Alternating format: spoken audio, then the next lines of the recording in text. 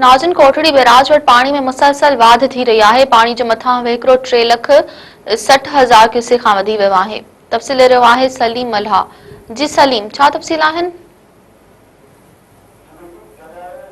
Kotri barrage ते पाणी जे वहिकरनि में इज़ाफ़ो थी रहियो आहे। हिन वक़्तु विचें दर्जे जेका ॿोॾि आहे उहा बरक़रार आहे ऐं सैलाबी जेको पाणी आहे उहो तां गुज़री रहियो आहे। हिन वक़्तु कोटड़ी अपस्ट्रीम में पाणी जी जेका आमद आहे उहा 3,60,752 क्यूसेक रिकॉर्ड कई वई आहे। कंट्रोल रूम मुताबिक़ कोटड़ी बैराज डाउन स्ट्रीम में पाणी जेको आहे उहो 3,36,197 क्यूसेक आहे, जॾहिं त गुज़िरियल 12 कलाकनि दौरान अपस्ट्रीम में 8,577 क्यूसेक पाणी जो इज़ाफ़ो रिकॉर्ड कयो वियो आहे। पाणी में जे इज़ाफ़े खां पोइ डाउन स्ट्रीम में 16,570 क्यूसेक इज़ाफ़ी पाणी आहे उहो छॾियो पियो वञे।